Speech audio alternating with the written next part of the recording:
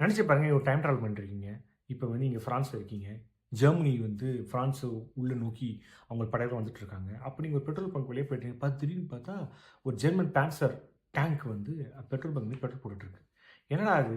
எப்படி வாய்ப்பு இருக்கு? பொதுவா வந்து ஆர்மி டேங்க்ஸ் அப்படி பார்த்தீங்கன்னா, அவங்க தனியா அவங்களுக்கு பெட்ரோல், டீசல் வருமே. இதுன்னு இப்ப வந்து நார்மலா பொதுமக்கள் பயன்படுத்துற பெட்ரோல் பயன்படுத்திட்டு இருக்கே அப்படின்னு நினைச்சீங்கன்னு வச்சுக்கோங்களேன். அங்க தான் வந்து ஜெர்மனியோட டாக்டிக்ஸ் உங்களுக்கு புரிய வரும். முதல் உலகப் போர் பார்த்தீங்கன்னு வையுங்களேன், கிட்டத்தட்ட ஒரு ஸ்டேல்மேட் சிச்சுவேஷன் வந்துருச்சு.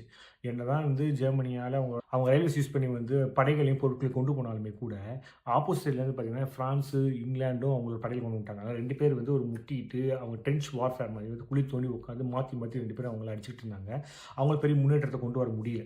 அதனால பார்த்தீங்கன்னா, எப்போ முதல் உலகப் போர் முடிஞ்ச உடனே ஜெர்மன் ஆர்மி வந்து இந்த மாரி ஃபியூச்சர்ல நம்ம ஒரு போர் போறோம் அப்படி முடிவெடுத்தா நம்மளோட எக்யூப்மெண்ட்ஸ வந்து ரொம்ப ஈஸியா பயன்படுத்துற மாரி இருக்கணும்னு முடிவெடுத்ததுனால, அவங்க என்ன செஞ்சாங்கன்னா, அவங்க டேங்க்குகள உருவாக்கும்போது பெட்ரோல் பேஸ் டேங்க் உருவாக்குனாங்க முதல்ல. அப்போ வந்து டீசல் தான் எல்லாருமே பயன்படுத்துனாங்க. அவங்க பெட்ரோல் போனாங்க. அதுக்கும் மேல பார்த்தீங்கன்னா, நார்மலா மக்கள் பயன்படுத்துற பெட்ரோல் வந்து யூஸ் பண்ற மாரி டேங்க்குகள வந்து அவங்க உருவாக்கணும்னு ரொம்ப உறுதியா இருந்தாங்க.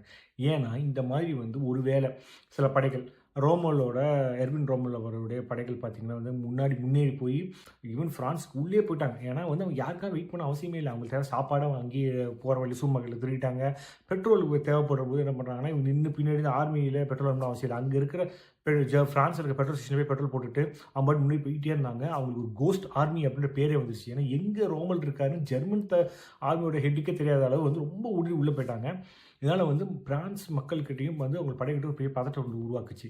இந்த மாதிரி ரொம்ப அசாதாரணமா, ரொம்ப சிம்பிளா போட்ட ஒரு பிளான்னால வந்து பிரான்ஸ் ஆர்மி மக்களோட மொத்த மொராலுமே அஃபெக்ட் ஆயிடுச்சு. இதனால வந்து பார்த்தீங்கன்னா, தப்பிச்சு ஓட முயற்சி பண்ணி டன்கிர்க்ல வந்து ஒரு கார்னர் பண்ணி, அப்புறம் வந்து பிரிட்டிஷ் ஃபோர்ஸஸ வந்து சூழ்ந்து முடிஞ்சுச்சு. என்னதான் வந்து நம்ம ஜெர்மனி பிளிட்ஸ் கிரீக் காரணமா தான் வந்து வேகமா முன்னேறி போக முடிஞ்சுச்சு ஜெர்மனின்னு சொன்னாலுமே, இந்த ஒரு பெட்ரோல் விஷயம் வந்து ஆல மட்டும் தான் வந்து ஜெர்மன் டேங்க்ஸால ரொம்ப உள்ள ஊடுருவி போக முடிஞ்சுச்சு.